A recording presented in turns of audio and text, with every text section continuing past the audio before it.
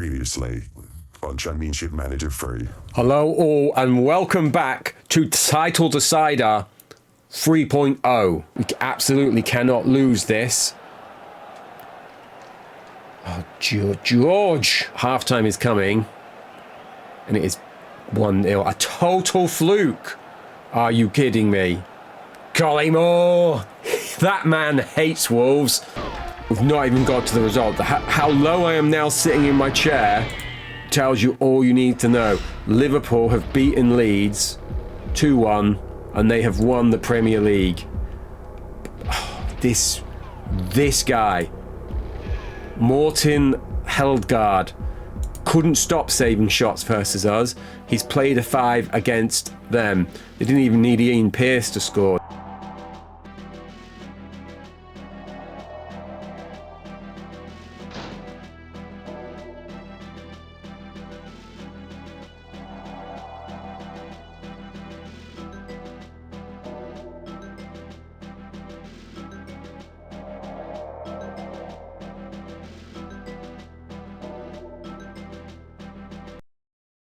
Hello all, welcome back. It is the second ever press conference. We should be celebrating the success of winning a Premier League title, but instead we're here dissecting the corpse of the final episode of Championship Manager 3 that we had, where we, let's be honest, we threw it away. But it's not going to be a continuation of the doom and gloom. We need to look at third place as the huge success that it is and get into a season review and then the press conference. Thank you. No further questions at this time. So here we are, people. We're going to get to the press conference questions in a second, but huge news since you were last with us. I've not clicked on yet, but we're just going to do these because some of this ties into what we are going to be doing. Burnley, second in Division 2, so on the way up. They've got Ketsbaia, look. How have they done this year? So they've done pretty well. Southampton are there. Look, Southampton have plummeted. I had not kept my eye on that. So on their way back, they, though, will be having James Scowcroft. James Scowcroft, 240,000, wants first team football, £3,000. He has barely played in this save. Where did we come in? Look, he got 6 goals in 16 games in the first season, 1 appearance, and then he's not played for us in 3 seasons. He had his loan at Scarborough. Now, I was going to say now after the conference, but I don't think they are they? Because there's only one down Bournemouth for going down that. That would be an interesting save. But I'm not even going to tempt fate by trying to raise this. I just want him out. But I was going to get on to one of the questions we've got coming up about strengthening the squad. Mark Studley, another one of the forgotten Man United guys. Doesn't do anything now. He's got a few concerns. Determination, bravery, balance, adaptability. He is just defender left, nothing else. But he is going to come in. He's barely played for Man United. He had a little loan at Fulham, a little loan at Crewe. He is coming in. He is going to be our first signing.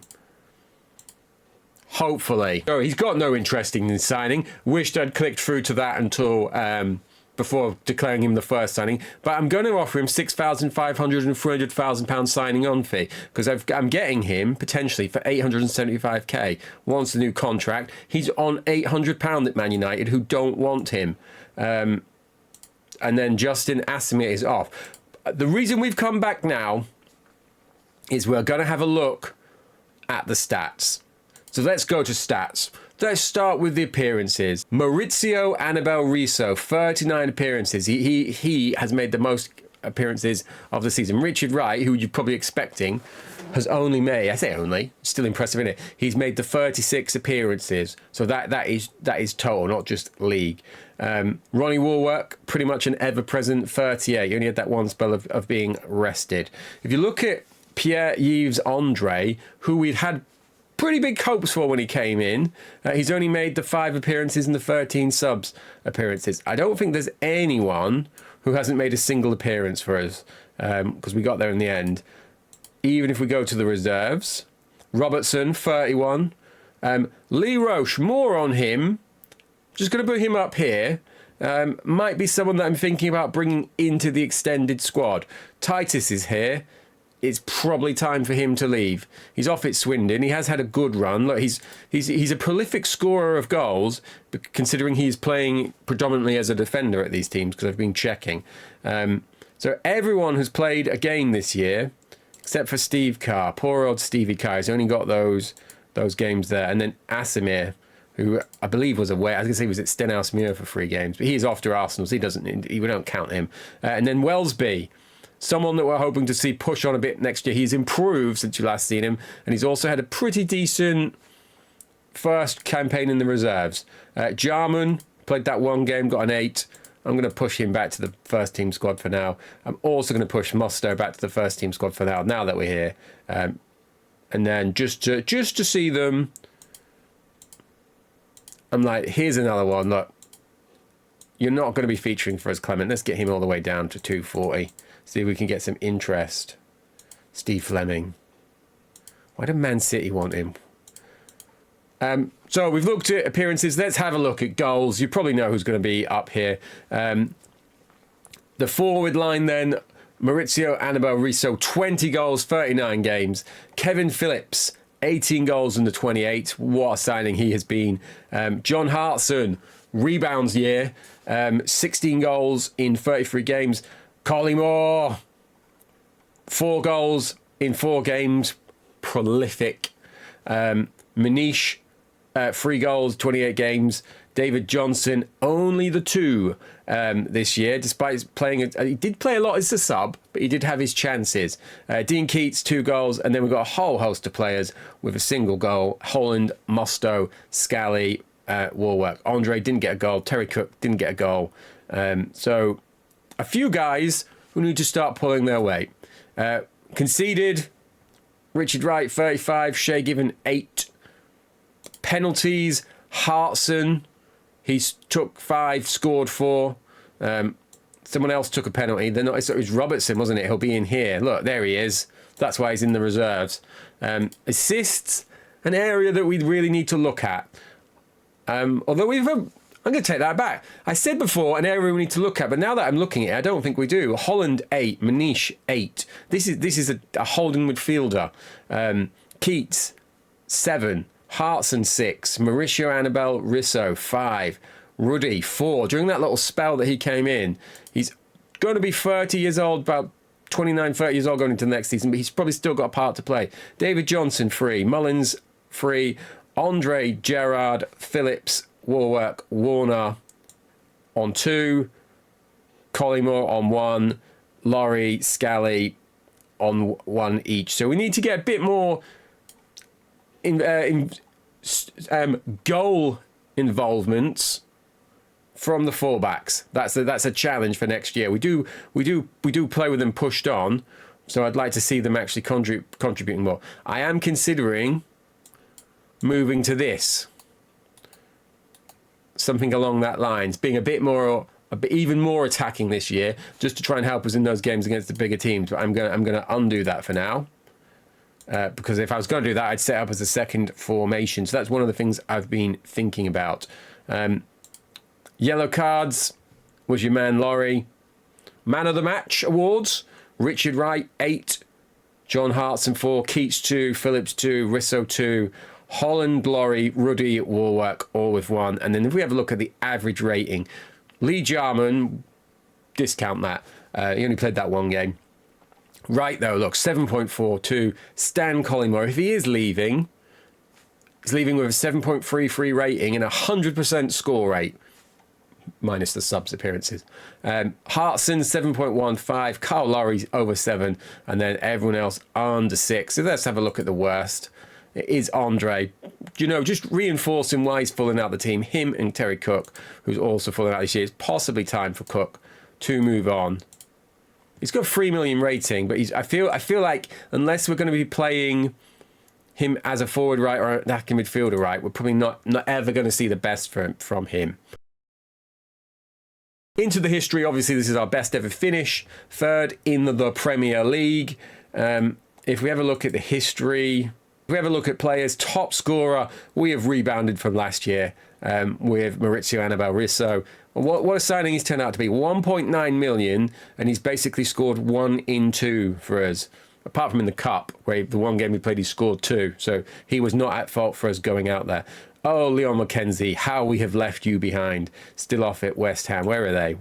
I'm like, everyone's like, he's going to be clicking on Rio Ferdinand. I am going to be clicking on Rio Ferdinand. He wants to move to a bigger club. Come on, West Ham. It'd be great to have this happen. Send me your best player for like market value. Come on, let's do it. Help a guy out. Right, so we're going to have a look. Top league goal scorer. Again, it's the same, so it's just the 2 off. Most goals in a match, Phillips for that hat-trick. That was his debut, wasn't it? Most assists, Holland. So he's a long way off what Robertson got us, but it's obviously a much better league and shorter season. Richard Wright, he's starting to dominate this list. So 3 of the 5 entries are him. Most man of the match is the Richard Wright Award. Look at this. 8, 9, 8, 10, 8. If any transfer offers coming for him, he's just not for sale. I've changed my stance on him before. Unless someone's offering me like 20 million, I'm not doing it. But then I'd probably still say no if he's happy to stay, because I can't even sign Man United's like 5th choice left back at the minute. Worst discipline is your man Laurie. So it's nice to see that this is spread around. Most league appearances. He's going to be closing in on 400 appearances for us, hopefully, by the end of the playthrough. Most league goals for club, so it's still on David Johnson. He's only added the 2. So we could... Mike Stockwell's retired as well, we've just seen there, look, because he's no longer clickable. We could maybe see a change of him finally catching Jason Dazelle, who's 46, but I'll check that before we leave. Youngest player, Wellesby. Oldest player, David Robertson. And that will not be getting beaten next year by him, at least, because he's leaving. So our highest transfer fee paid, this is interesting, is the 2.8 we paid for Sami Hupia. Probably going to get broke, and it's not 46, it's 53. So at the current rate he's going, David will not catch that. Mike Stockwell's 459 appearances, could it be caught by Richard Wright? Are we going to stay around that long? I don't know. I'm going to be honest. I've not thought that far ahead yet. So there is a little bit of a review and the start of players turning us down. So we're going to have the European Champions Cup final, Barcelona versus Bayern Munich. Then we're going to have the press conference. And there is the final, Barcelona with a 2-1 win over Bayern Munich at the Parken in Copenhagen. Javier Zanetti and Patrick Kluivert with the goals. Who else? Let's see what order these were in. Look, they went... It was 1-1. Hakan Suko is there, look. I was going to say presumably a Bosman, because Gareth Tasseray never want to sell him.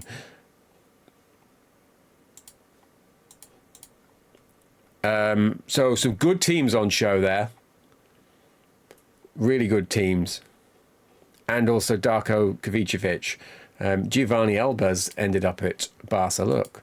So here we go. The press conference has begun. How will the club prepare for the season in Europe? Will transfers focus on squad depth for rotation between competitions or strengthening the starting 11?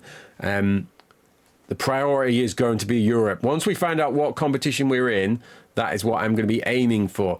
So key areas, we've already looked at left back in the episode.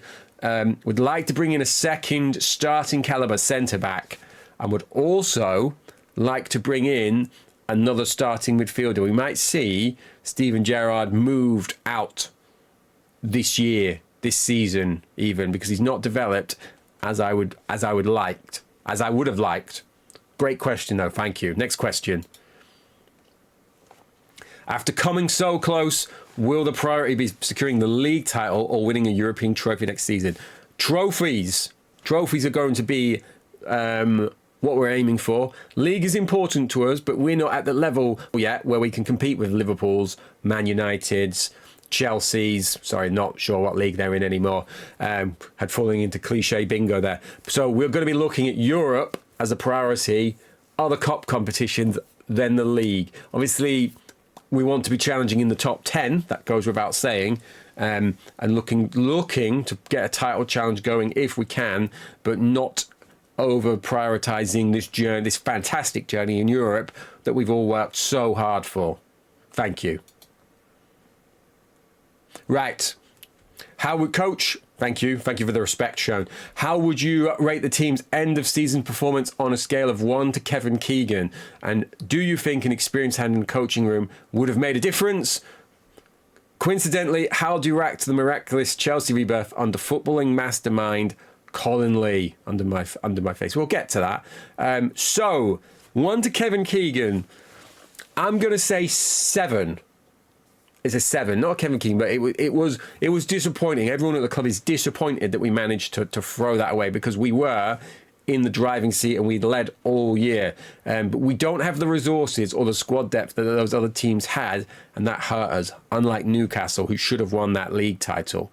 In terms of Colin Lee, let's have a check, because I'm not sure if the playoffs have even happened. So we're going to go to England. We're going to go to First Division. The playoffs have happened. So this is interesting. If we go to the league and they're not in the top 2, there's your update. There's your mastermind. 86 points. Couldn't manage automatics. And he's got in the playoffs. And he's been beaten by Fulham if it is following conventional format. Yeah, there we are. So look, they have lost 4-3 overall. So mastermind your way out of the championship next year, Colin. It's going to be interesting then dealing with either Fulham, which will be their second promotion in save, or Oxford. Ideally, I'm rooting for Oxford, because that's brilliant drama, isn't it? Next question. Excuse me, just having a sip of water. Congratulations on a spectacular season. Thank you. Despite the disappointment in the run-in, what are your realistic expectations for next season, and what positions do you feel priority to bolster in order to help you achieve them? Well, we've touched on this a bit, but thanks for the question. We are going to be looking at left back with Robertson leaving, attacking midfielder, and if the right striker comes available that can push those front three, because we're never looking to be complacent, we will be looking to bring them in. Just to touch on the previous question, we've also got scouts out all over the world currently, scouring, ready for next season. With the excitement of European football on the horizon, are there any sides that you want to be facing at Europe's top table? Barcelona, welcoming them to Portman Road. That would be fantastic. Also, the Milans. You've got the Lazio. We've had a lot of talk about Lazio. Big fans of their football, but I'm not sure if they're in Europe. So we'll need to check that. But yeah, we're just happy to play whoever we get drawn against, and we'll see that as the honour that it is, regardless of whether they're a previous champion or just a champion from their own lands. Right, rumours are that the duo Ronaldo and Rivaldo are linked with a move to Portman Road. Can you comment further on this speculation? Unlike most managers, I don't mind talking about other people's players. So let's see if we can find them. Let's go to the World Cup for a start. I was hoping they were going to be there. There we go. That, because I do have a keyboard plugged into here, but it's under a different desk, so I can't be bothered to get a little inside baseball for you there. Right, here we go. Let's go with Ronaldo first, because we've not viewed him at all on here. So he's gone back to Corinthians, which I regret saying, because I don't think he was ever there. He was at Cruzeiro prior to PSV, so he's not gone back at all. He's gone on a free. I did say there was something strange about this. Look at that, a free transfer after hitting 30 goals in 36 games. He has left. He's been like, Europe, already completed it. Did Inter even win the league that year? Bit of a tangent. We did check this before, didn't we? Oh, no, they didn't. He left and then they won the league. Lost their best player on a free. Right, so let's get back. Ronaldo, you're worth 6.5 million. What do we have? We have 13. Let's try it. Right, where's your mate? I really wish this was interactive. Rivaldo's not here, is he? I'm going to have to find the dreaded keyboard. If my position on camera has changed, I apologise.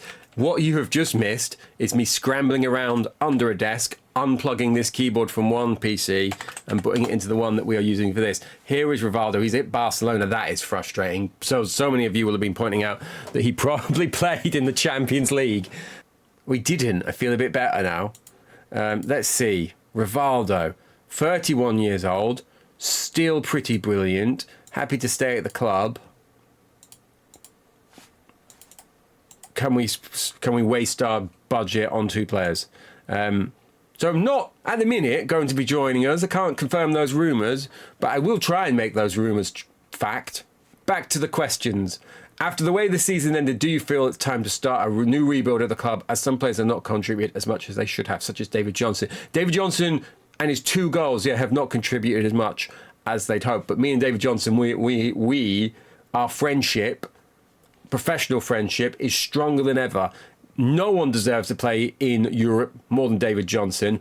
Actually, that's not true. Richard Wright, Matt Holland, both do. I would say Dean Keats, probably Carl Laurie, Kevin Phillips. Those guys, obviously.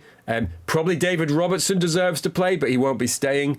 Actually, now I feel a bit mean about that. Ronnie Warwick also deserves to play because he's getting to prove Man United wrong. Sold him. He's had a superb season. Tried to buy him back, but now he doesn't even need to go to them to be in Europe's most elite competition. Not the world's, as Ronaldo has showed us that not everyone shares that view. Anyway, David Johnson, 9th, 10th, 11th, most deserves. And that's pretty good. Do you think the collapse at the end of the season is due to some players feeling like they're always going to feature for you? Maybe. We have definitely lost a bit of a competitive edge, something that we're going to look to address, potentially by bringing in Ronaldo, Rivaldo, or Ronaldo, Rivaldo 2.0, or Ronaldo, Rivaldo 3.0. Ideally, Palencia 2.0 would take that. We don't have a Mexican. You might notice that. That's probably one of the things that we should be looking to address.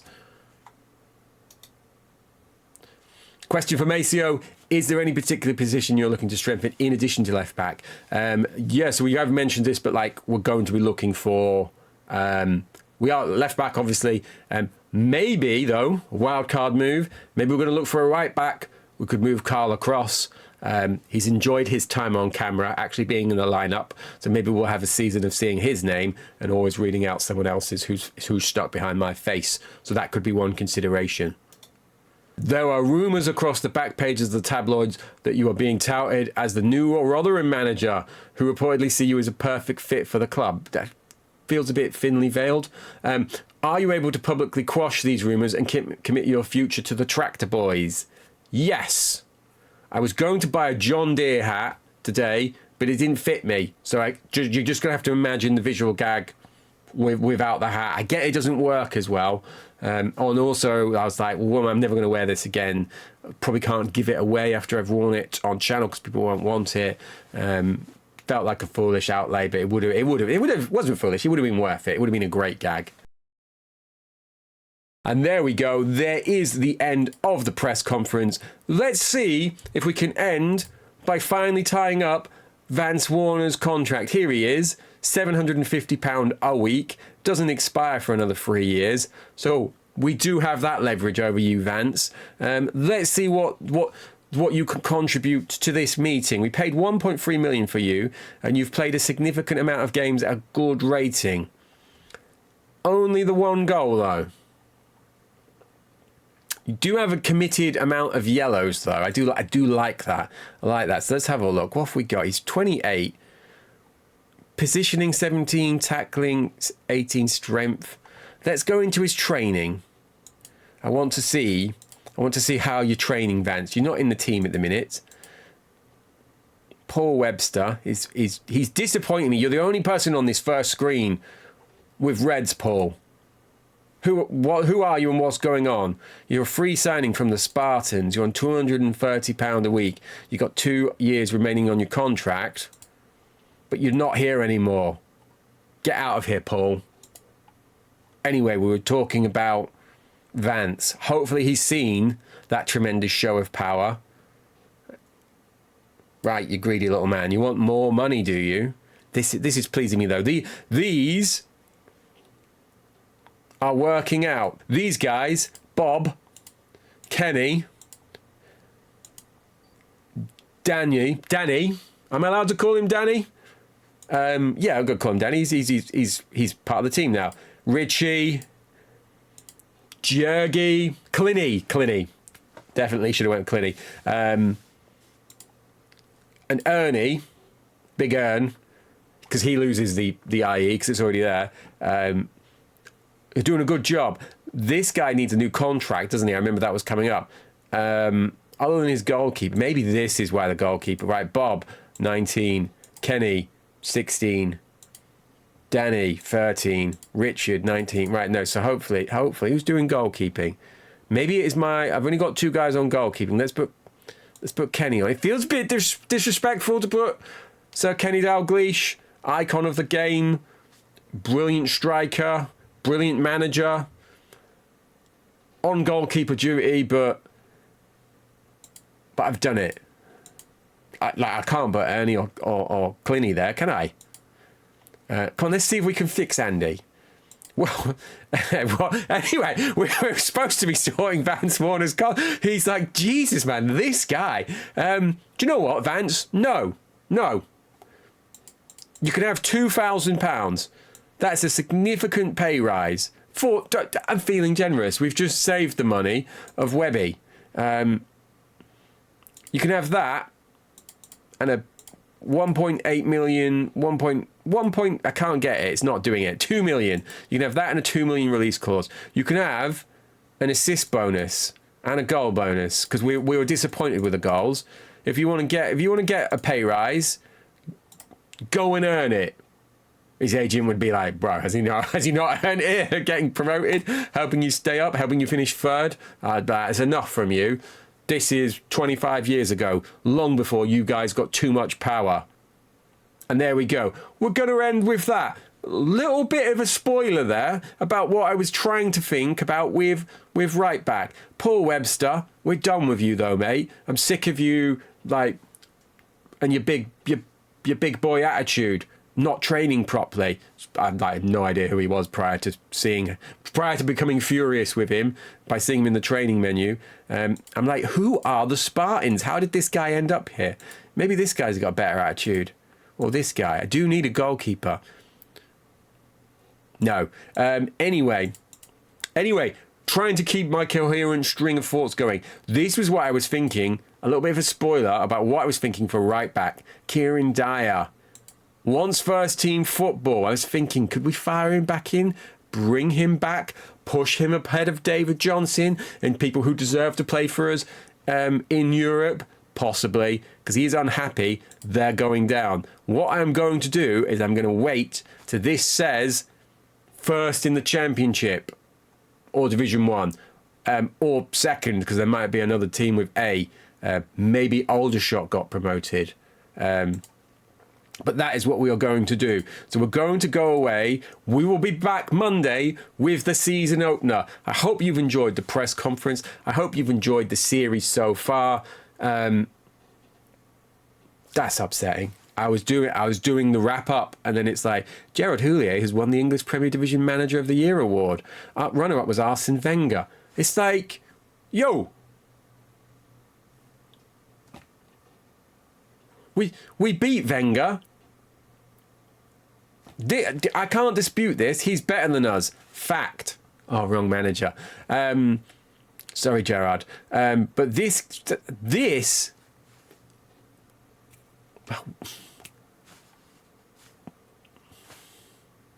I'm not even doing the real ending. See you Monday.